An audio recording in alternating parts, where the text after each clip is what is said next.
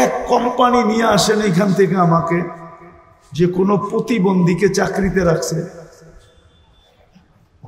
অনেকগুলা কোম্পানি, ওই মাথা থেকে এই মাথা পর্যন্ত পরিবহনের, ঠিক না? জি।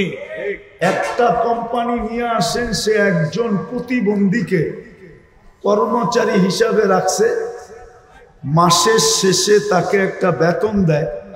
এই মনে করা যে সে প্রতিবন্ধী, কি করে খাবে? আল্লাহ আমাকে অর্থ দিছে, আমি একজন প্রতিবন্ধীকে কর্মচারী হিসাবে রাখলাম। ও বলতেছে একজন রাখছে। একজন প্রতিবন্ধী বাংলাদেশে? হ্যাঁ, যদি প্রতিবন্ধীকেই এরকম বিত্তশালীরা, মার্কেট মালিক, দোকান মালিক, পরিবহন মালিক, মেল ফ্যাক্টরিওয়ালারা রাখতো, তাহলে বাংলাদেশে আর প্রতিবন্ধী আলাদেরকে কি অটো চালাইতে হইতো না, ঠিক না? হ্যাঁ, আর প্রতিবন্ধীদের সুবাদে ভালো লোক অটো নিয়ে নামতো না, ঠিক না? অটো তো আগের থেকেই নাই, পরে নামবে কোথেকে? আর ঘুরতে ঘুরতে আজকে আন্দোলন পর্যন্ত গড়াইতে হইতো না।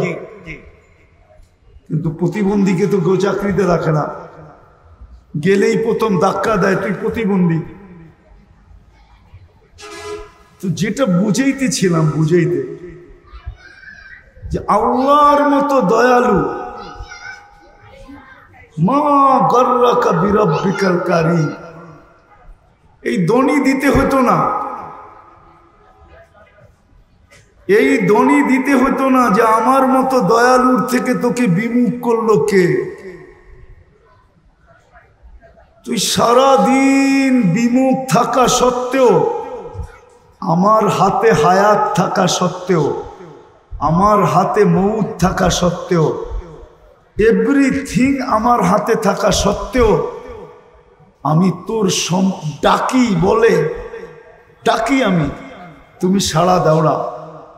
তারপরও আমি তোমার সব কিছু বহন করতেছি। বলেন এরকম দাতা কই পাবেন? একটু ভাবেন, বিবেক দিয়ে ভাবেন, কাজে দিবে কিন্তু। নাইলে এই কথা বলতে পারবেন না, আপনি যুক্তি দিবেন, তর্ক দিবেন, যুক্তি তর্কের জবাব কিন্তু এটার ভিতরে রাখা আছে। আপনার ব্রেনের ভিতরেই আপনার যুক্তি তর্কের জবাব রাখা আছে, আপনার ব্রেনের ভিতরেই রাখা আছে। আপনি এটা বললে হবে না যে আমি কর্মব্যস্ততার কারণে পারি না। ড্রাইভার যদি বলে আমি চালক হিসাবে নামাজ পড়তে পারি না, আমি ওকে প্রশ্ন করব তোমাকে চালানের যোগ্যতা কে দিল? হ্যাঁ, কে দিল? আল্লাহ। আরে বলেন না আল্লাহ। আল্লাহ বলতে দ্বিধা করেন কেন? আল্লাহ বললে 40 নেকি মিলবে, 40 নেকি। কে দিল তাকে যোগ্যতা? হ্যাঁ, আল্লাহ যদি জিজ্ঞেস করে যোগ্যতাটা কার ছিল বল। তোকে যদি প্রতিবন্ধী বানাইতাম, কে কি করার ছিল? তোর মা বাবার চোখের পানি জড়ানো ব্যতীত আর কিচ্ছু ছিল না। চোখের পানি জড়াইতে থাকতো। আল্লাহর বিরুদ্ধে কেস কোথায় করত? হাইকোর্টে না সুপ্রিম কোর্টে না জজ কোর্টে না র্যাবের কাছে না আর্মির কাছে? কার কাছে করত? এই যে রাস্তায় যারা ডিউটি করে, এরা যদি বলে আমি ডিউটি করি, আমি নামাজ পড়বো কি করে? আমি যদি প্রশ্ন করি তোমাকে এই দেহটা কে দিল? ডিউটি করার মতো যোগ্যতা সম্পূর্ণ তোমাকে কে বানাইলো? এটা আমাকে বলো। আল্লাহ তো এটাই প্রশ্ন করবে, তুমি আমারটা দিয়া বাহাদুর, এই দেহটা কার? আল্লাহ। আচ্ছা, কার যৌবন দিয়া? হ্যাঁ, কি বলেন না? আল্লাহ। সুন্দরী মডেলিং কার সৌন্দর্য দিয়া? আল্লাহ। হ্যাঁ, সৌন্দর্যই তো লাগে মডেলিং এর জন্য, ঠিক না? না, মডেল সবাই হইতে পারে না, মনে হয় বোঝেন না আপনারা। আরে মডেলিং হইতে হইলে কি লাগে? সৌন্দর্য লাগে না? হ্যাঁ। ওই সৌন্দর্য কার দেওয়া? আল্লাহ। না ওর বাপ মা বাজার থেকে কিনা আইনা সেট করছে? হ্যাঁ বলেন না, না প্লাস্টিক সার্জারি করছে পুরা শরীর? তাও তো না, কার দেওয়া? আল্লাহ। তাহলে ঠিক যে যেখানে কর্মরত ওকে কর্মযোগ্য কে বানাইছে? আল্লাহ। যদি না বানাইতো কিছু হইতো না।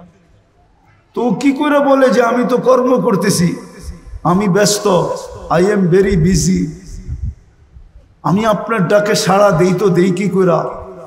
ও কর্মযোগ্য বানানোটা ভুল হয়েছে, ঠিক না? এটাই মনে হয়, নাহলে ও সাড়া দেয় না কেন? রোডওয়ালা যদি রোডেই নামাজের জন্য দাঁড়াইতো তাহলে হয়তো রোড থাইমা যেত, নামাজের পরে আবার খুলে যেত, ঠিক না? কত আন্দোলনেই তো রোড সারাদিন থামা থাকে, ঠিক না? আপনাদের ফ্লাইওভার কি মাঝে মাঝে থামে না? হ্যাঁ, লম্বা জাম হয় না?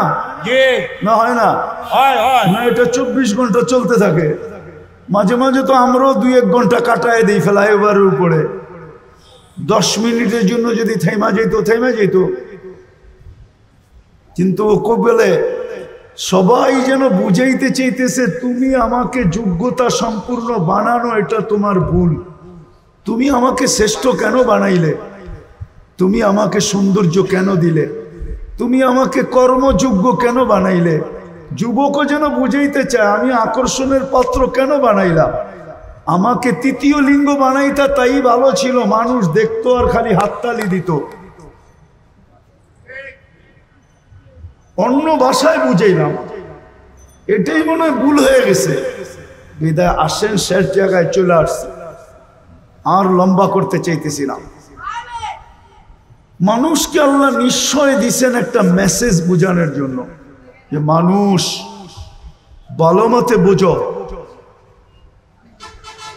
আমি ছাড়া যেরকম তোমার অস্তিত্বের কোনো বিকল্প চিন্তা ছিল না, আল্লাহ ব্যতীত মানুষের অস্তিত্বের কোনো বিকল্প চিন্তা আছে না নাই?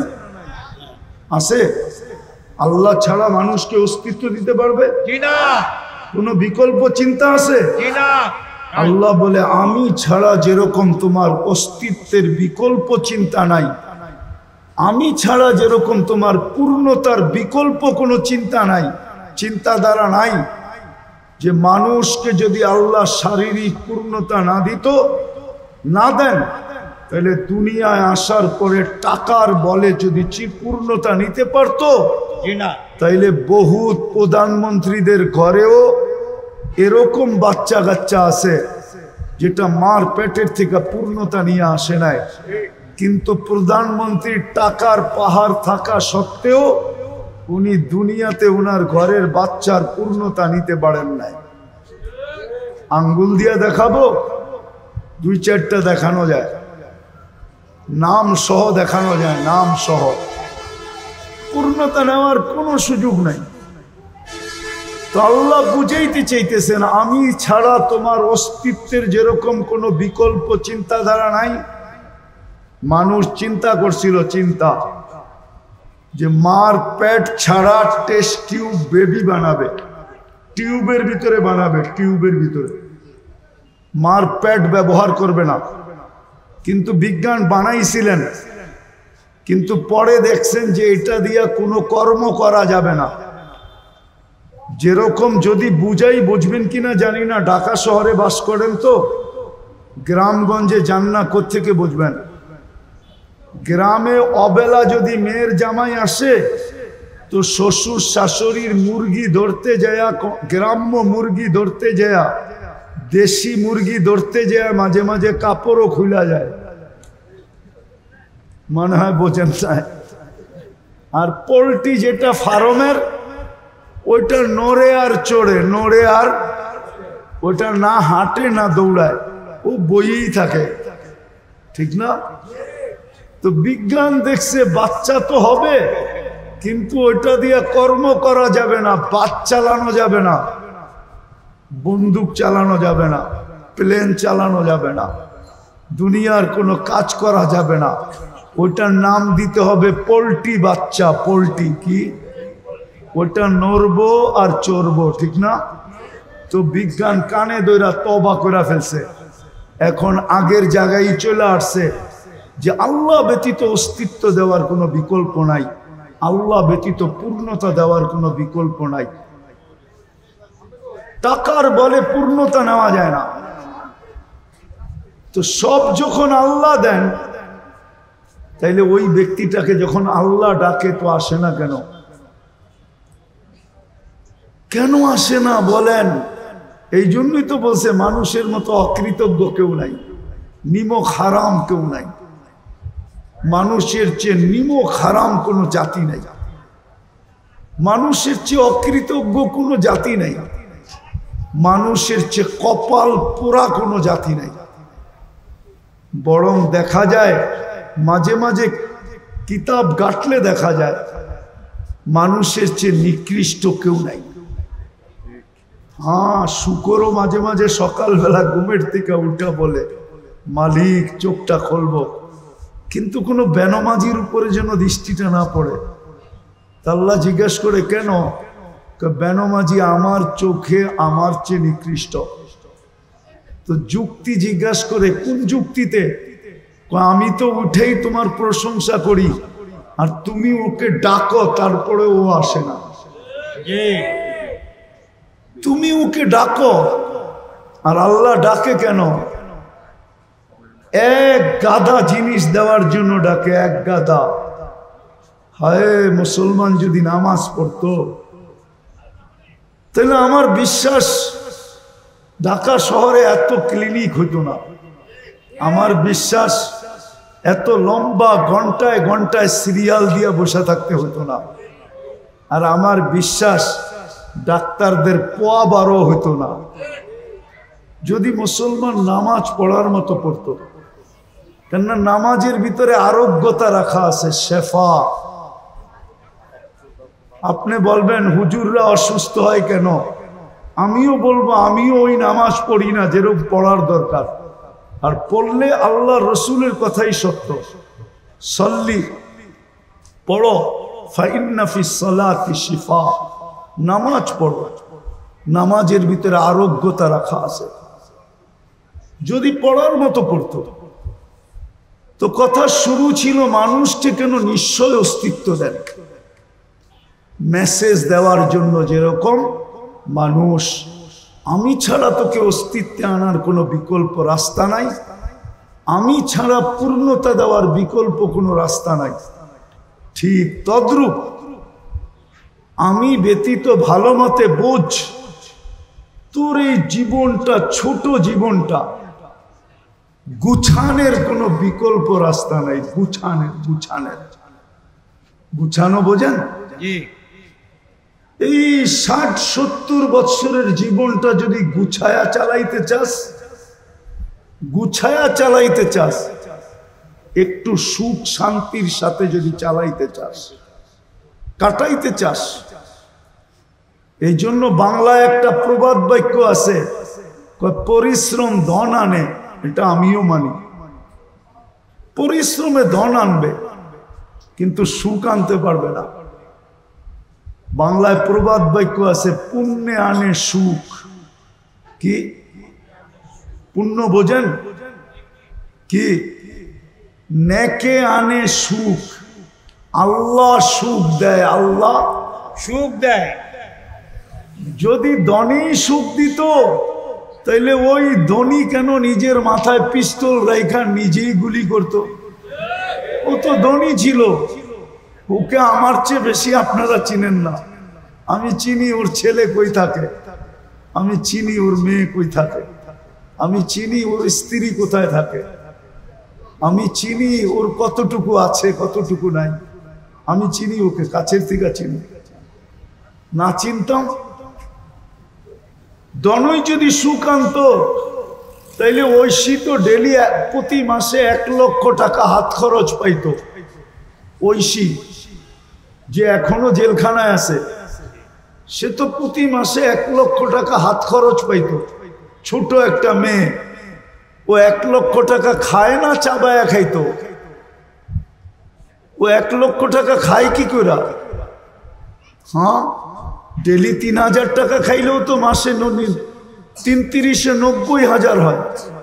ও 3000 ডেলি কি খাইতো? বিলাসবহুল গাড়ি তো ছিল ওর জন্য, পার্সোনাল ড্রাইভার তো ছিল ওর জন্য। এখনো তো ফ্ল্যাটটা পড়া আছে শান্তিনগরে, দেখা আসেন না? আমি চিনি ওই ফ্ল্যাট। যদি ধনী মানুষের জীবনে সুখ আনতো, তাইলে ধনীরা বেশিরভাগ আত্মহত্যা করে কেন, ডিটেনশনে ভোগে কেন? ধনীদের চেয়ে তো বেশি ঘুমের ট্যাবলেট কেউ খায় না, ধনীদের চেয়ে তো বেশি ডিটেনশনের ট্যাবলেট কেউ খায় না। ধনীরা সবচেয়ে বেশি ট্যাবলেট খায়। আরেকটা বলবো, হয়তো বিশ্বাস করবেন না, ডিটেনশনের ট্যাবলেট উন্নত বিশ্বে সারা দিন যতগুলা বিক্রি হয়, যত $1 ট্রিলিয়ন, কোনো ওষুধ এত বিক্রি হয় না। আমি তো ঘুরা বলতেছি, ঘুরা আমেরিকা যায়া বলতেছি, কানাডা যায়া বলতেছি, ইংল্যান্ড, ইউরোপ, অস্ট্রেলিয়া, জাপান, শুধু বাকি আছে নিউজিল্যান্ড, বাকি সব ল্যান্ডে যায়া বলতেছি। তাইলে ওরা কেন এত বেশি ট্যাবলেট খাইতো ঘুমানের? মুসলমানের ঘুম দেখা কেন মুসলমান হইতো? আমি তো চিনি আমেরিকাতে ওই ব্যক্তিকে যে মুসলমানের ঘুম দেখা মুসলমান হয়েছে। সত্য বলতেছি। মসজিদে বৈশা বৈশা একজন ঘুমাইতেছিল, তো দূরের থেকে দেখা ছুটে আসছে, বলছে তুই কোন কোম্পানির ওষুধ খাস, বৈশা বৈশা ঘুমাস? আমি তো আমেরিকান ওষুধ খায়া বিছনায় যায় ঘুমাইতে পারি না, আমাকে একটু দয়া করে লেখা দিবি? ও ছিল তাবলিগওয়ালা, ও চালাক ছিল, বলছে এত তাড়াতাড়ি লেখা দিব? 3 দিন আমার লগে থাকতে হবে। থাকবি? বলছে 3 দিন না 3 মাস থাকবো, 3 মাস। তারপরও ঘুম দরকার। তো 3 দিন জামাতে থাকার পরে মুসলমান হয়ে গেছে। 2019-এর কাহিনী বলতেছি। আমি ইস্তেমায় গেছিলাম আমেরিকার, তা আমি বয়ান করে নামতেছিলাম, আর ও পিছে বয়া ঘুমাইতেছিল বৈশা বৈশা। তা আমি আইসা ওরে খোঁচা দিয়ে জিজ্ঞাসা করছিলাম, কোন কোম্পানির ট্যাবলেট খাস, আমাকে লেখা দিবি? তো আমাকে হাইসা দিয়া বলতেছে 3 দিন সময় দিতে হইব, তাইলে লেখা দিবি। অথচ আমি ইস্তেমার বয়ান করে নামলাম। সত্য এটা, ভাবেন, নাইলে ছোট জীবনটা কেটে যাবে। সুখের আশায় দৌড়াইতে থাকবো, কিন্তু কোনোদিন সুখ দেখবো না। সত্য এটাই। পুণ্যে আনে, পুণ্যে আনে, পরিশ্রম কি আনে? আলস্য দারিদ্রতা আনে মানি, কিন্তু দুঃখ আনতে পারে না। পাপে আনে দুঃখ, পাপে পাপে। মানুষের জীবনে দুঃখ আসে পাপের কারণে, অলসতার কারণে মানুষের জীবনে দুঃখ আসে না। মানুষ দুঃখী হয় শুধু পাপের কারণে। তো আল্লাহ মেসেজ দেওয়ার জন্য নিশ্চয় অস্তিত্ব দিছেন, যে তোমাকে নিশ্চয় অস্তিত্ব দিলাম, মেসেজ, তুমি এই ছোট জীবনটায় যদি সুখে থাকতে চাও, তাইলে আমি আল্লাহ ছাড়া বিকল্প নাই, আমি আল্লাহকে পাইতে হবে। যেমন দেখাইলাম, অস্তিত্ব আল্লাহ ব্যতীত বিকল্প, পূর্ণতা আল্লাহ ব্যতীত বিকল্প, সুখ আল্লাহ ব্যতীত বিকল্প নাই, কোনো কিছুই আল্লাহ ব্যতীত বিকল্প নাই। সবকিছুর ভান্ডার কিন্তু ওনার কাছে। নইলে দৌড়াইতে থাকবো, যেমন আজকে দৌড়াইতেছি। রাত্রেও তো এখান দিয়ে যাই, রাত্রেও যাই, 2টা 3টা 4টা বাজে, দেখি এই কাউন্টারগুলা সব খোলা, কর্মরত মানুষগুলা এখানে ব্যস্ত, চা বিক্রি হইতেছে, এটা হইতেছে, সেটা হইতেছে। সবাইকে যদি জড়ো করে জিজ্ঞাসা করি, রাত্রটা তো ঘুমের জন্য ছিল, তুমি কেন সজাগ? রাত্রটা তো ঘুমের জন্য ছিল। রাত্রের 1 ঘন্টা ঘুম দিনের 5 ঘন্টার ঘুমের সমান হয় না। ওয়াজআলনা লাইলা লিবাসা ওয়াজআলনা নাওমা সুবাতা। রাত্র বানানোই হইছে ঘুমের জন্য, দিন বানানো হইছে ওয়াজআলনা নাহারা মাআশা।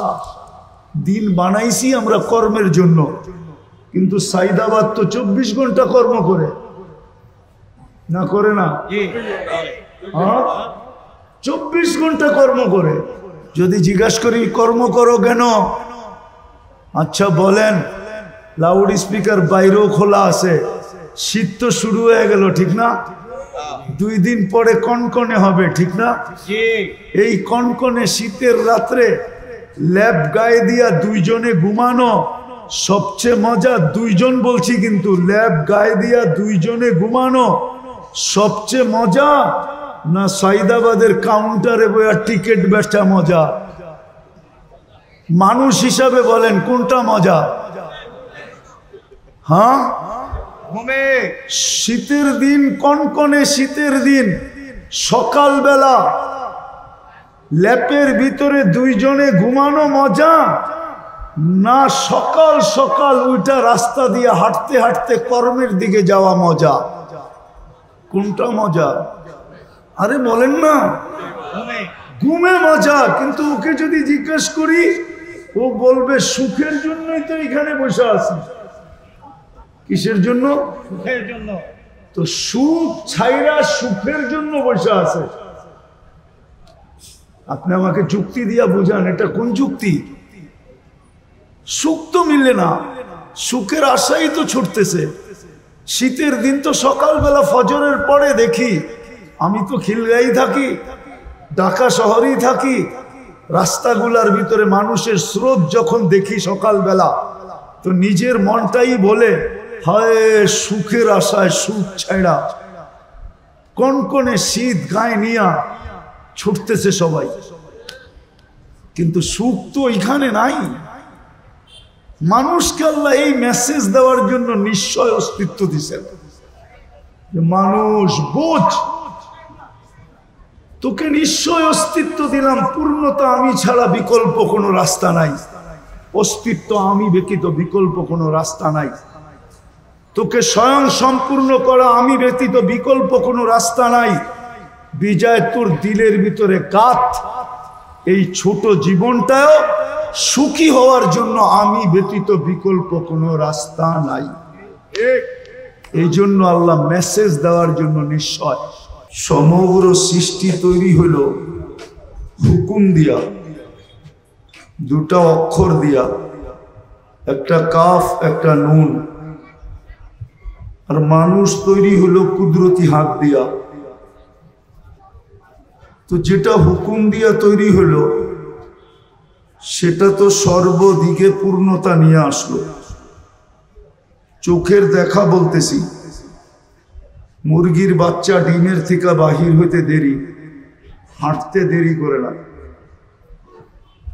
গরুর বাচ্চা মার পেট থেকে আসতে দেরি, 2-4 ঘন্টা পরে দৌড়াইতে দেরি করে না, ঠিক না?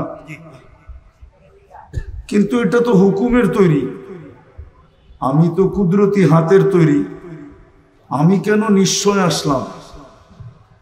নিশ্চয়তার চিত্রটাও দেখাবো। প্রথমত আমি শ্রেষ্ঠত্ব নিয়ে আসলাম, তারপরও নিশ্চয় কেন আসলাম? কুদরতি হাতের তৈরি, তারপরও আমি নিশ্চয় কেন আসলাম? যে হুকুমের তৈরি, সে স্বয়ং সম্পূর্ণতা নিয়ে কেন আসলো? দুনিয়াটা মানুষের জন্য তৈরি, মানুষ না হইলে এই দুনিয়াটা হতো না। কোরআন এটাই বুঝায় যে মানুষ না হইলে দুনিয়াটা হতো না। ওয়াল্লাযী খালাকা লাকুম মা ফিল আরদি জামিয়া, সবকিছু যখন আমার জন্য তৈরি, তা আমি নিশ্চয় কেন আসলাম? সবকিছু যখন আমাকে দিলেন, ওয়াল্লাযী আদ-দুনিয়া খলিকনা লাকুম, দুনিয়া আমার জন্য তৈরি, হুয়াল্লাযী খালাকা লাকুম মা ফিল আরদি জামিয়া, সবকিছুর আধিপত্য আমার হাতে উঠাইয়া দিলেন। তারপরও আমি কেন নিশ্চয় আসলাম? বাবার বিষয়, কিন্তু চিন্তা করার বিষয়। আর চিন্তা ক্ষমতা যদি না দিতেন তাহলে বুঝতাম যে চিন্তা ক্ষমতা দেন নাই। মানুষকে যে চিন্তা ক্ষমতা দিছেন, সৃষ্টির ভিতরে কাউকে এই চিন্তা ক্ষমতা দেন নাই। কেউ বলতে পারবে না যে মানুষের চেয়ে বেশি চিন্তা ক্ষমতা কোনো সৃষ্টিকে দিছেন, বা কোনো সৃষ্টি সম্বন্ধে মানুষের জানা আছে যে মানুষের চেয়ে বেশি চিন্তা ক্ষমতা রাখে। যদিও কেউ প্রশ্ন করবে যে মাঝে মাঝে তো ডগ এসকর্ট দেখা যায়, ডগ এসকর্ট, কুকুর দেখা যায় না? কুকুর, আমাদের প্রশাসনিক লোকের কাছে কুকুর দেখা যায়, ঠিক না? আপনি বলবেন কুকুর তো মানুষের চেয়ে বেশি পারদর্শী, ঠিক না? হ্যাঁ, হবে না কেন? ওর নাকের ভিতরে 25 লক্ষ সেল, আর আমার নাকের ভিতরে 5 লক্ষ সেল, তো 5 গুণ বেশি, ঠিক না? তো গ্রাণ ক্ষমতা তো ওরই বেশি, ঠিক না? এই 25 লক্ষ যদি আপনার নাকে দিত, তাইলে সাইদাবাদে 10 মিনিট আপনি দাঁড়ায় থাকতে পারতেন না। দুর্গন্ধ আপনার মাথার ভিতরে এতটুকু ঢুকতো যে আপনি পাগল হইয়া সাইদাবাদ ছেড়া দিয়া চলে যেতেন, ব্যবসা আর করতে হইতো না। মনে হয় বুঝাইতে পারি নাই। না বোঝেন নাই। ওর নাকে 25 লক্ষ সেল, মানুষের নাকে মাত্র 5 লক্ষ সেল। বিদায় গন্ধ গ্রাণ শোনার ক্ষমতা ওর বেশি। এই জন্য গ্রাণ দিয়া ও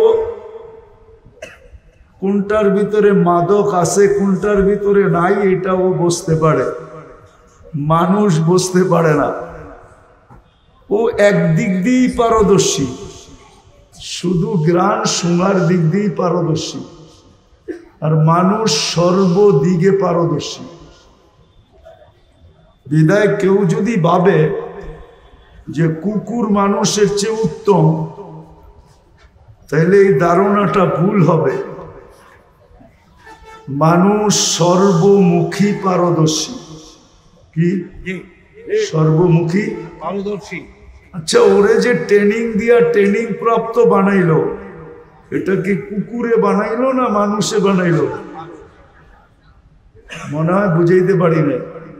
তাহলে ওর ওস্তাদ কে? মানুষ। তাহলে মানুষই তো শ্রেষ্ঠ, ঠিক না? তো মানুষ শ্রেষ্ঠ হওয়ার সত্ত্বেও নিশ্চয় আসে কেন? আমি তো 4-5টা দেখাইলাম। ইচ্ছা করলে ফজর পর্যন্ত দেখানো যায়, কিন্তু এতগুলা মনে থাকবে না। আজকাল আমাদের ব্রেন সব চলে গেছে প্রযুক্তিতে, আমাদের ব্রেন আমাদের কাছে নাই। এই জন্য এখানে পাওয়া যাবে কলেজের ছেলে, একে পাওয়া যাবে শিক্ষিত। যদি একটা সহজ ঘরের নামটা বলতে বলি তাহলে বলতে পারবে না, এটা আমার বিশ্বাস। বলুক 13 নামটা বলুক, 13 নামটা পারবে না। ও 13কে 13 দিয়া গুণ দিতে গেলে ক্যালকুলেটর তালাশ করবে। আর আগের যুগে আছে 25 পর্যন্ত নামটা মুখস্থ করতে হইতো স্কুলে, প্রাইমারিতেই কমপ্লিট হইতো 25 পর্যন্ত। আমরা 25 পর্যন্ত পড়ছি। এখন চলে গেছে মানুষের ব্রেন প্রযুক্তিতে। মোবাইল বললাম না, প্রযুক্তিতে চলে গেছে। বিদায় বেশি বললে মনে থাকবে না। এই জন্য চোখা চোখা 2-4টা বলতেছি। চোখা চোখা বোঝেন? মনে হয় বোঝেন না, ঢাকায় শব্দ তো কই থেকে বুঝবেন? এখন বললে তো অন্যের আবার চেতা যাইব। এখানের আদি বাসিন্দারা সবাইকে অন্য একটা শব্দ বলে, ওই শব্দটা বললামই না।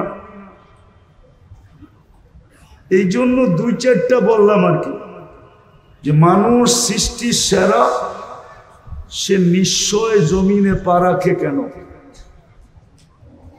অথচ যুক্তি তর্ক বলে গাভীর বাচ্চাটা দুনিয়াতে আসতে দেরি, 2 ঘন্টা পরে দৌড়াইতে দেরি করে না। মুরগির বাচ্চাটা ডিমের থেকে বাহির হইতে দেরি, সাথে সাথে হাঁটতে দেরি করে না। কিন্তু মানুষের বাচ্চাটা কেন নিশ্চয়? সে তো সৃষ্টির সেরা, কুদরতি হাতের তৈরি। দুনিয়ার আধিপত্যটা তাকে দিলেন, দুনিয়া তার জন্য তৈরি করলেন। সে সৃষ্টির ভিতরে সবচেয়ে সুন্দর। সৃষ্টির ভিতরে গঠনের দিক দিয়ে মানুষের তুলনা হয় না। মানুষের চেয়ে গঠনে সুন্দর কোনো সৃষ্টি নাই। কেউ যদি বলে পরী, এটা আমি মানি না, কেননা পরী কেউ দেখছে নাকি?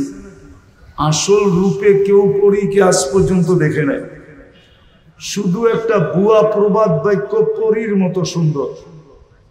আচ্ছা, যুক্তিতে বলেন পরী যদি সুন্দর হইতো তাইলে কাইলা ছেড়ারে কেন ধরল?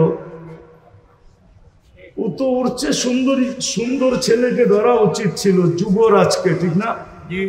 ও কাইলা ছেড়ারে কেন ধরল? আমারে যুক্তি দিয়া বুঝান। মানুষ তো প্রমোশন চায়, ডিমোশন চায় না, ঠিক না? এই কাউন্টারওয়ালারা চায় সমস্ত বাসের টিকিট আমি একা বেচবো, আর কেউ যেন না বেচে, ঠিক না? চাই সেটা 24 ঘন্টা লাগবে, পুরা ব্যবসা আমার কাছে আসো। তো পরী যদি সুন্দরী হইতো তাহলে কাইলা ছেড়ারে কেন ধরলো? বোঝা গেল পরী মানুষের চেয়ে সুন্দর না।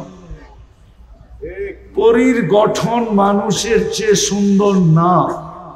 এমনকি ফেরেশতার গঠনও মানুষের চেয়ে সুন্দর না। আচ্ছা, যুক্তিতে বলেন ফেরেশতার গঠন যদি মানুষের চেয়ে সুন্দর হইতো, তা ফেরেশতা মানুষ দেখা এই কথা কেন বলল?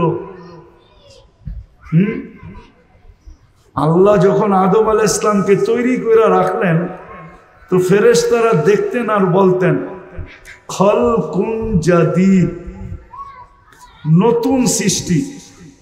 কেন এর আগে মানুষ দেখেন নাই? দ্বিতীয় বলতেন খালকুন জামিল, নিজেদের দিকে তাকায় বলতেন এত সুন্দর।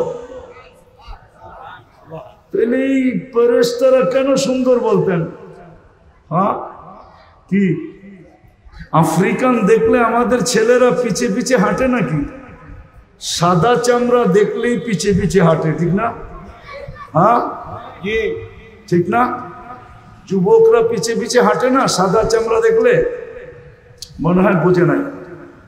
আবার একজন আরেকজনের চোখ টিপি দেয়, ঠিক না? কি বুঝাইতে চায়? দেখছো চামড়া কিরম সাদা, ঠিক না? আসলে তো চামড়াটাই সাদা, ঠিক না? নাইলে আর কি আছে? আর কিছু আছে? একটা কাহিনী মনে উঠলো। এক বাদশাহ ছিলেন প্রতাপশালী, নাম ছিলেন ইয়াজিদ বিন মুহাল্লাব, মুসলিম বাদশাহ। মালিক ইবনে দিনার রহমতুল্লাহ আলাইহির জামানায় বড় আল্লাহওয়ালা ছিলেন মালিক ইবনে দিনার, ওলামারা চিনে।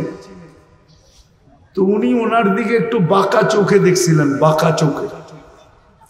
তো বাদশাহ ডাইকা জিজ্ঞাসা করছে, তুমি তো আমার রাজত্বেই থাকো, তুমি কি আমাকে চিনো না?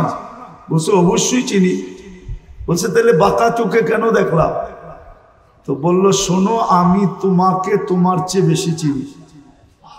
তো সে একটু আশ্চর্য বোধ করলো, আরে আমার চেয়ে আমি আমাকে যতটুক না চিনি, এই লোকটা আমার চেয়ে আমাকে বেশি কি করে চিনে? বলছে বলো। কেননা আগের যুগের বাদশারা প্রতাপশালী ছিল কিন্তু বেয়াদব ছিল না। কি ছিল না? বেয়াদব ছিল না। রাগ হয় না, পায়ে হাত রাখি। আজকাল তো মানুষ একটু ক্ষমতা পাইলে শুধু প্রতাপশালী হয় না, বেয়াদব হয়, আদব কায়দা হারায় ফেলে, ঠিক না? আদব কায়দা কথা বলারও ঢং জানে না। তো বাদশা জিজ্ঞেস করলো, তুমি আমাকে আমার চেয়ে বেশি কিভাবে চিনো? তো মালিক ইবনে দিনার রহমতুল্লাহ আলাইহি বলতেছিলেন, আমা কানা আউয়ালুকা নুতফা, তোমার উৎস কি বীর্য ছিল না? তোমার তৈরি তো বীর্য থেকে, ঠিক না? আরে কি সত্য তো? দুর্গন্ধময় নিকৃষ্ট একটা পানি থেকে। তো বলছে বালা, অবশ্যই। বলছে আখেরুকা জিফা, তুমি মরে গেলে ফুলন্ত ফাটন্ত দুর্গন্ধময় একটা লাশ হবে না? বলছে বালা, অবশ্যই। বলছে বাইনাহুমা তাহমিলু কাদিরা, এই দুইয়ের মাঝে তুমি আর আমি একটা পেশাব পায়খানার টুকরি, না টুকরি বোঝেন? টুকরি পেটের ভিতরে কি? আরে বলেন না, পেশাব পায়খানা না, বুড়িতে কি আছে? মনে হয় ভালো ভালো খাওয়ান আছে, পেশাব পায়খানাই তো, ঠিক না?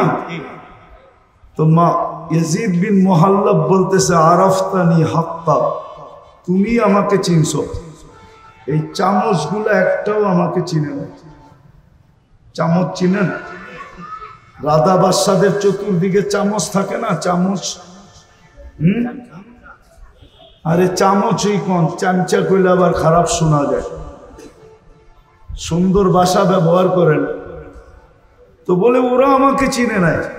তা আমি বুঝাইতেছিলাম, যেই মানুষটা এত সৃষ্টির ভিতরে এত ঊর্ধ্বে, সে নিশ্চয় কেন জমিনে পা রাখে? যুক্তি তো বলে, তর্ক তো বলে, বিবেক তো বলে, বুদ্ধি তো বলে, এমনকি বিদ্যা পর্যন্ত বলে যে সবচেয়ে পূর্ণতা নিয়ে ওই মানুষটাকে দুনিয়াতে আসা উচিত ছিল। কিন্তু মানুষটা কেন নিশ্চয় আসলো? কেমন নিশ্চয়? ফালা লাকা সিন্নুন তাক্তা, মার পাটের থেকে যখন আসে তো দাঁত থাকে না, কোত্থেকে কাটবে? ওয়ালা লাকা লিসানুন তান্তিক, জিহ্বা থাকে কিন্তু বাক শক্তি থাকে না। ওয়ালা লাকা উদুনুন তাসমা, কান থাকে কিন্তু শ্রবণ শক্তির কার্যকারিতা থাকে না। ওয়ালা লাকা আইনুন তানদুর, চক্ষু থাকে কিন্তু দৃষ্টি শক্তির কার্যকারিতা থাকে না। ওয়ালা লাকা আকলুন তুমাইয়িজ, মগজ থাকে কিন্তু ভালো মন্দ বোঝার ক্ষমতা থাকে না। ওয়ালা লাকা কলবুন তাতাফাক্কার, দিল থাকে কিন্তু চিন্তা কি জিনিস সে জানে না। ওয়ালা লাকা ইয়াদুন তাফতিশ, হাত থাকে কিন্তু কর্ম তো দূরের কথা, ধরারই ক্ষমতা থাকে না।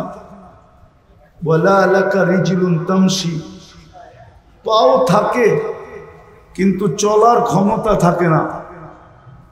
কুনতা সগীরা, বড় ছোট থাকে, বড় ছোট। আফসোস তো এইখানেই হয়, যুবক যৌবন পেয়ে আল্লাহকে ভুলা যায়। ও ভাবেই না যে মাত্র 5-6 পাউন্ডের ছিল, ঊর্ধ্বে 7 পাউন্ড, ঊর্ধ্বে 10 পাউন্ড, 10 পাউন্ডের উপরে বাচ্চা হয় না। আর 10 পাউন্ড যেই বাচ্চা, সে নর্মালও জন্ম নেয় না, তাকে সিজার করতে হয়। কেননা 10 পাউন্ডের বাচ্চা নর্মাল আসতে পারে না, তাকে সিজার করা ব্যতীত আনা যায় না। তাহলে 10 পাউন্ড, কিন্তু যুবক তো ভাবে না যে আমি একদিন 10 পাউন্ড ছিলাম। আল্লাহ তো এটাই বলে, আমা কুনতা সগীরা, তুই ছোট ছিলি। আমা কুনতা যায়ীফা, তুই কি দুর্বল ছিলি না? মার পেটের থেকে আসে তখন কেমন দুর্বল, কিন্তু বড় হইতে দেরি। অতীত বলতে তো দেরি করে না যে অতীতে আমি ছিলাম কি। কে আমাকে এত ওজন বানাইলো? 70 কেজির ওজন আমাকে কে বানাইলো 10 পাউন্ড থেকে? এটা তো ভাবে না। তো নিশ্চয়ের চিত্র দেখাইতেছি। যে ছোট ছিল কতটুকু, ওয়েট ওজন ছিল কতটুকু, দুর্বল ছিল কেমন, কুনতা জাহিলা, তুমি বড় অজ্ঞ ছিল, অজ্ঞ। এই নিশ্চয় মানুষ কেন আসে? আবারও বলতেছি, অথচ সৃষ্টির সেরা আল্লাহ মানুষকে একটা মেসেজ দিতে চান, মেসেজ। এই জন্য নিশ্চয় নিয়ে আসছে। কেনটা এই মেসেজটা কোনো সৃষ্টির দরকার নাই, কোনো সৃষ্টির এই মেসেজের প্রয়োজন নাই। প্রয়োজন নাই কেন এটাও বুঝাইতেছি। কোনো সৃষ্টির ভোগ অধিকার নাই। সৃষ্টি ভোগ যদি করেও তাহলে মানুষের জন্য করে। সৃষ্টি বাঁচে যদি মানুষের জন্য বাঁচে। সৃষ্টির অস্তিত্ব মানুষের জন্য। মানুষ না হইলে এই সৃষ্টির দরকার ছিল না। সূর্যের আলো দরকার ছিল না, চাঁদের কিরণও দরকার ছিল না, নদী প্রবাহমান হওয়াও দরকার ছিল না, সমুদ্রের তরঙ্গ মারাও দরকার ছিল না। এটা খোলার সময় এখন নাই। আর এই হইহুল্লার ভিতরে যে বুঝে আসবে এমনও না, যদি খুলিও তাইলে বুঝে আসবে না। এটার জন্য খুব নির্জনতা চাই, খুব ধ্যান চাই, তাইলে হয়তো বুঝে আসতে পারে যে সব সৃষ্টি মানুষের জন্য। সব সৃষ্টি মানুষের জন্য। মানুষ না হইলে কিচ্ছু হতো না, কিচ্ছু প্রয়োজনও ছিল না। তো যেটা বুঝাইতেছিলাম, মানুষ নিশ্চয় আসে কেন? শুধু একটা মেসেজ দেওয়ার জন্য। এই মেসেজটা কোনো সৃষ্টির দরকার নাই, প্রয়োজন নাই। এই জন্য সব সৃষ্টিকে আল্লাহ পূর্ণতা দিয়ে অস্তিত্ব দেন।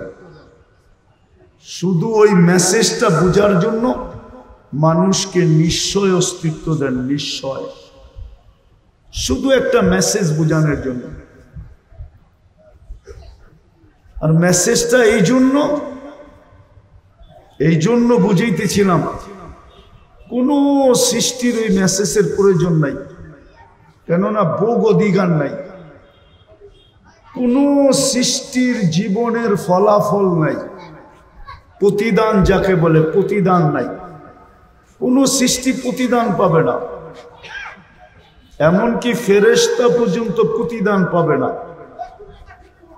কোনো সৃষ্টি জান্নাত জাহান্নামে যাবে না। শুধু একমাত্র মানুষই জান্নাতে যাবে, জাহান্নামে যাবে। উকুদুহান নাস ওয়াল হিজারা, কুরআন বলে শুধু মানুষ জাহান্নামের ইন্ধন হবে। এই জন্যই মানুষটাকে মেসেজ দেওয়ার প্রয়োজন ছিল। এই জন্য আল্লাহ নিশ্চয় অস্তিত্ব দিয়েছেন। যদিও মানুষ ভাবে না, এটাও মানুষেরই স্বভাব। এটাই মানুষের স্বভাব। জিতার আগে একরকম, জিতা গেলে আরেক রকম। জিতার আগে পাও ধরতে পারে, আবার জিতার পরে যার পাও ধরছে তারে ফুটবলের মতো লাথিও দিতে পারে। এটা মানুষের স্বভাব। কুরআন বলতেছে, কুরআন, আমি না। কুতিলাল ইনসানু মা আকফারা। নাইলে একটা কথা বোঝেন, এটা তো স্বীকার করি, হায়াত কার হাতে? আল্লাহ। মৌত আল্লাহ। সুস্থতা আল্লাহ। অসুস্থতা আল্লাহ। সর্বকিছু কার হাতে? আল্লাহ। যেই মানুষটা বলে আল্লাহ ডাকলে ও মসজিদে যায় না কি করে? আচ্ছা বলবেন মসজিদটা ছোট, এত মানুষের সংকুলন হবে না। বলুক এই কাউন্টারে জামাতে দাঁড়ায় কিনা, নামাজ পড়ে কিনা, অথবা এই রোডে দাঁড়ায় কিনা, বলেন কয় % মানুষ নামাজ পড়ে?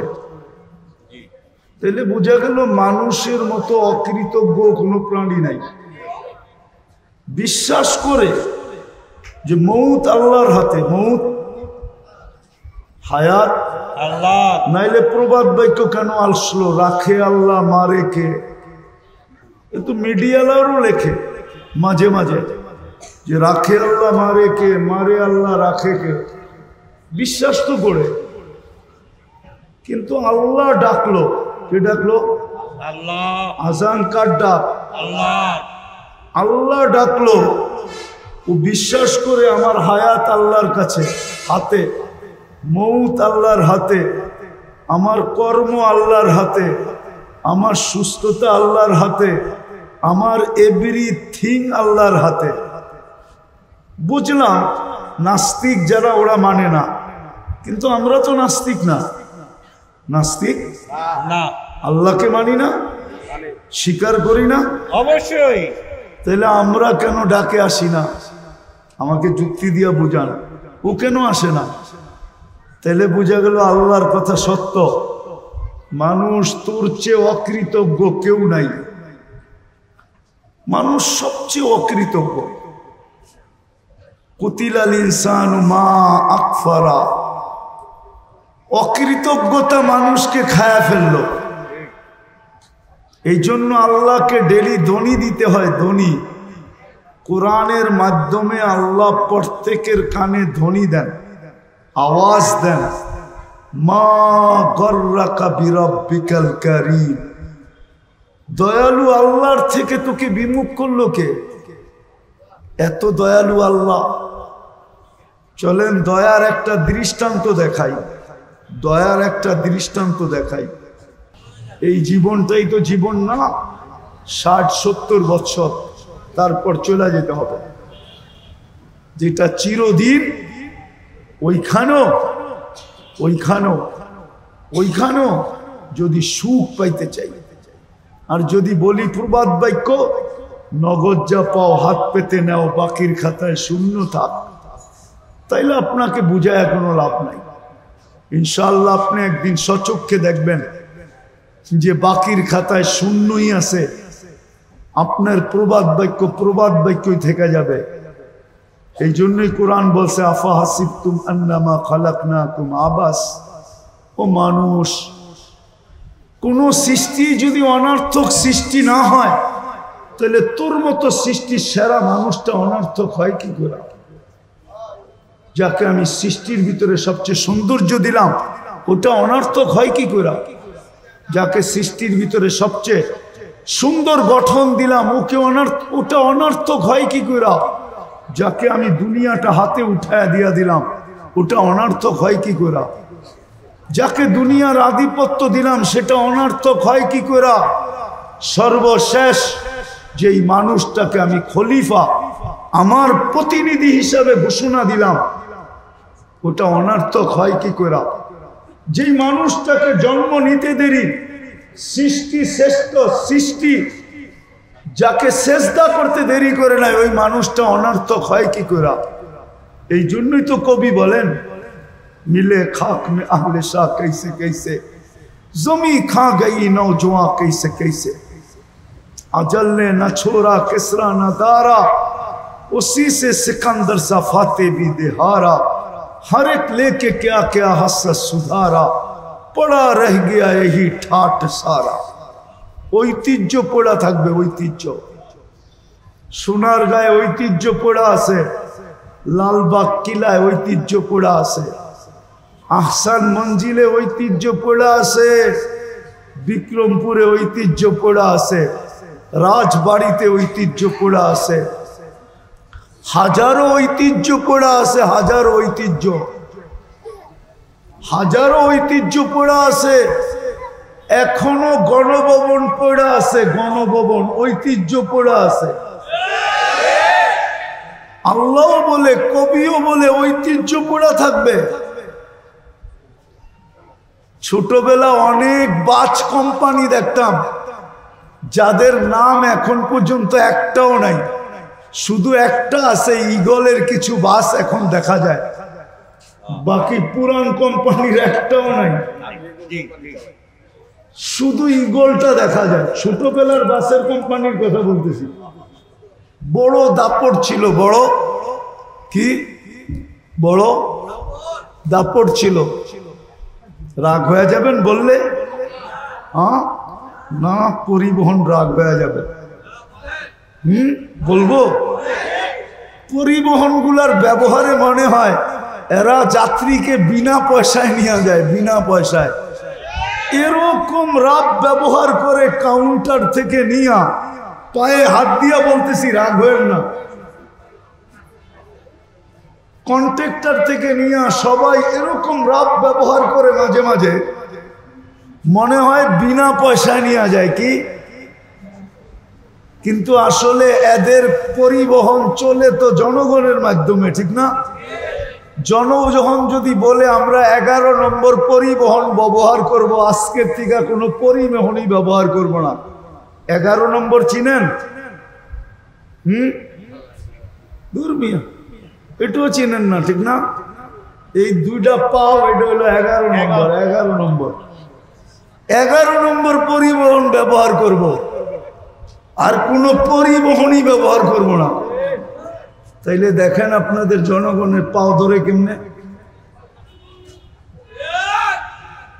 রিক্সাওয়ালারা যদি ব্যবহারই না করেন, ঢাকা শহরের কত বড়, কিন্তু আমরা অলস হয়ে গেছি বিদায় 5 টাকার ভাড়া 50 টাকা দেওয়া যায়, ঠিক না? 20 টাকার ভাড়া 100 টাকা দেওয়া যায়, ঠিক না? হ্যাঁ, এই জন্যই তো আমরা অসুস্থ। সব ফার্মের মুরগি হয়ে গেছে, 1 কিলো হাঁটতে পারে না, ঠিক না? হ্যাঁ, তো যেটা বুঝাইতেছিলাম, দুনিয়াটা চলবে না আল্লাহ পাওয়া ছাড়া, লেখালাম। এই জন্যই আপনাকে নিশ্চয় অস্তিত্ব দেয়, মেসেজ, এটা মেসেজ। আল্লাহ ছাড়া তোমার এই দুনিয়ার ছোট জীবনটা চলবে না। একটা কাহিনী শোনাবো, কানে শোনা কাহিনী, নাইলে শুনাইতাম না। দেখেন না, কনস্ট্রাকশন শ্রমিক থাকে না, যারা বিল্ডিং শিল্ডিং বানায়, ঠিক না? তো ওদের একজন সুপারভাইজার থাকে, অনেকগুলা কি দিন মজদুর থাকে, ঠিক না? ওরা দেখবেন সকালবেলা টিফিনকারি নিয়ে আসে লগে করা, দুপুরে একসাথে বৈশা খায়। তো একদিন যাইতেছিলাম, অনেক আগের কথা, তো দেখছি সবাই খাইতেছে আর গল্প করতেছে, গল্প। তো যেই বাড়িতে কাজ করতেছিল, একজন বলতেছিল, ওদের যে সুপারভাইজার তাকে যেই নামে ডাকে ওই নামেই ডাকতেছিল, যে আমাগো স্যার এত শিক্ষিত, ওর বাপে ওরে শিক্ষিত বানায় তো একটা বেউকুফ বানাইছে। তো সব দিয়ে জিজ্ঞাসা করছে, তুই বুঝলি কি করে? হয়তো ম্যাডামের কথা ছাড়া কিচ্ছু করে না, কিন্তু ও এত বড় অফিসার, বিয়া করলো, ও বিল্ডিং বানাইতেছে ওর টাকায়, সব খরচ করে ও, কিন্তু ও তো ম্যাডামের কথা ছাড়া লড়ে না। তাইলে আমি বেউকুফ বলবো না, বলবোটা কি? মনে হয় বুঝাইতে পারি না। তারপরে নিজেদের কথা বলতেছে, দেখ আমরা শিক্ষা দীক্ষা লই নাই, গায়ে খাটি, আমরাই ভালো আছি। তার একটা হাসে আর জিগায়, কেমনে ভালো আছিস? দেখছস, ফজরের আগে উঠা আমাগো টিফিন কারিটা রেডি করে দিছে, গরম গরম পাক করে দিছে, এই যে নিয়ে আসছি, এখন খাইতেছি। বিকালবেলা বাড়িতে যায়া দেখমু পানিটা রেডি আছে, যায়া গাও গোসল করমু। তারপরে বউ বলবে ছেলে পেলেকে, তোরা একটু দূরে যা, তোর আব্বা সারাদিন খাইতে আইছে, একটু আরাম করো। তোরা যদি বিরক্ত করস তাহলে আরাম করতে পারবে না, কালকে আবার কাজে যাইতে হবে, যদি অসুস্থ হয় তাহলে সংসার চলবে না, তোরা একটু দূরে যা, তোর আব্বা আরামে ঘুমাক। তারপরে বউ আইসা একটু গায়ে পায়ে তেল লাগায় দেয়, তাইলে আমরা বালা আছি না তো সারে বালা আছে? সারে তো সারাদিন কথা সারা লড়েই না। মনে হয় বুঝাইতে পারি। এই জীবনটাও আল্লাহ চাওয়া ছাড়া চলবে না, আর আখেরাতটা তো চলবে না, চলবেই না। এই জন্য আসেন আজকের থেকে তওবা কইরা, বেশি করতে হবে না, বেশি। আমাদের আল্লাহ এরকম না যে বেশি করতে হবে। আজকে তো শ্রমিকরে খাটায় 12 ঘন্টা, বেতন দেয় 8 ঘন্টার 8 ঘন্টার, ঠিক না? না 8 ঘন্টার দেয় না, 12 ঘন্টার দেয়। নাইলে এত আন্দোলন বেতনের লেগে কেন হয়? মালিক পক্ষ মনে করে আমি তো বিল্ডিং মাত্রই নিউ ইয়র্কে একটা বানাইলাম, আর বাকি তো কানাডা রয়েই গেল, অস্ট্রেলিয়া রয়ে গেল, ইংল্যান্ড রয়ে গেল, নিউজিল্যান্ড রয়ে গেল, জাপান রয়ে গেল, দুনিয়ার বড় বড় জায়গায় বিল্ডিং বানানো রয়ে গেল। তোকে এত বেতন দিব কেন? আমি আগে বিল্ডিং বানায় এলো, ঠিক না? তাইলে শ্রমিকের আন্দোলন হইতো কেন? মালিক পক্ষ যদি মনে করত যে শ্রমিকের মাধ্যমেই আমার এই কি, আমার এই অবস্থান, শ্রমিক না হইলে তো আমার এই অবস্থান হইতো না। শ্রমিক যদি না পাইতাম তো আমি ফ্যাক্টরি খুলতাম কোত্থেকে? শ্রমিক যদি না হইতো আমি পরিবহন চালাইতাম কোত্থেকে? সে যদি শ্রমিককে এহসান মোহসেন মনে করত, তাইলে তো শ্রমিকের উপরে নির্যাতন হইতো না, শ্রমিক আইনের প্রয়োজন ছিল না। রাগ হয় না মালিক পক্ষ আবার? তো যেটা বুঝাইতেছিলাম আল্লাহ পাওয়া ছাড়া আমাদের জীবনটা চলবে না। আল্লাহ বেশি চান না।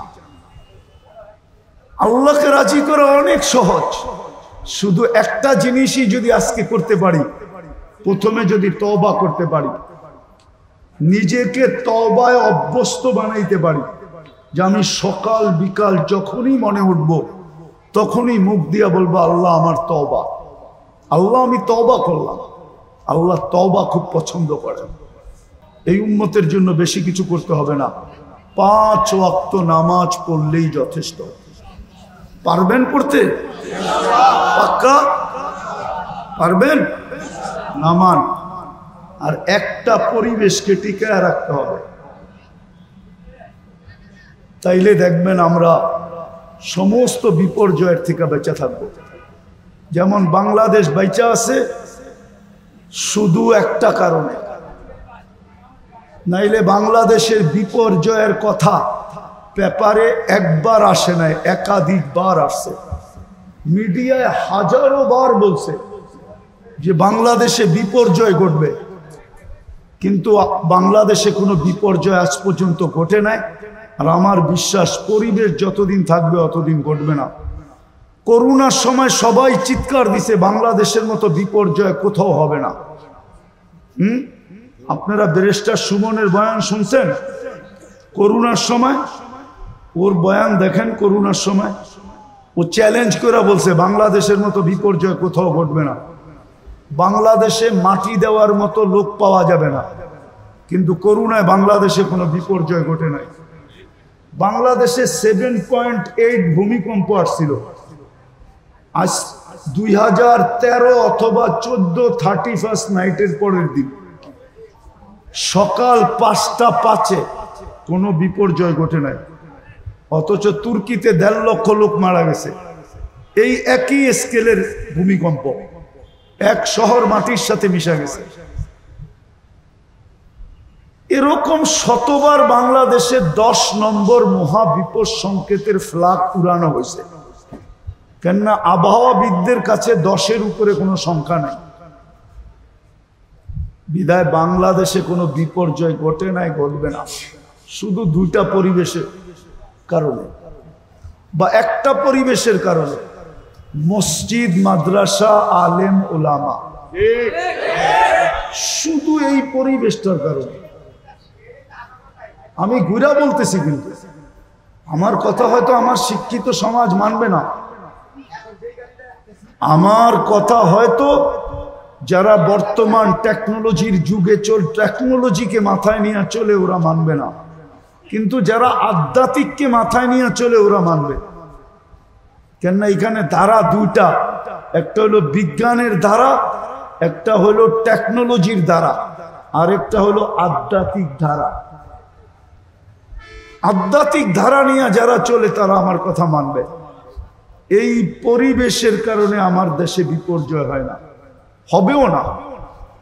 দেখা যাবে যে বিপর্যয় হবে, কিন্তু ইনশাআল্লাহ হয় না, আর কোনোদিন হবেও না, হবেও না, হবেও হবেও 5 তারিখের পরেও তো ভাবছিলাম কি জানি হবে, ঠিক না?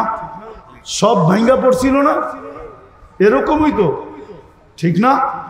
কিন্তু আস্তে আস্তে সামলায়া উঠছে না ওঠে নাই? স্বাভাবিক হয়েছে না হয় নাই? না হয় নাই?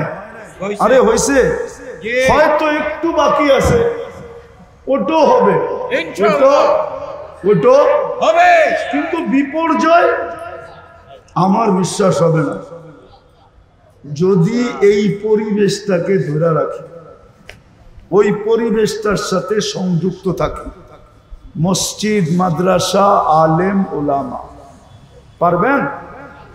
হ্যাঁ পারবেন? এটাও একটা মাদ্রাসার আয়োজন।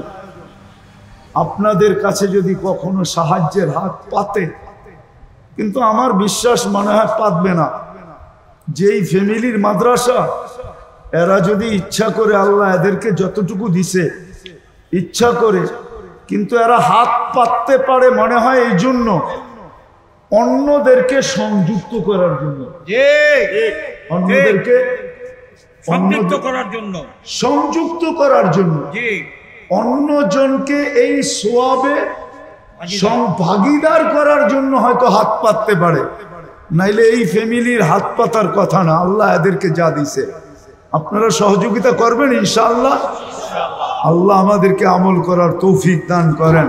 আমিন। ওমা আলাইনা ইল্লাল বালাগ।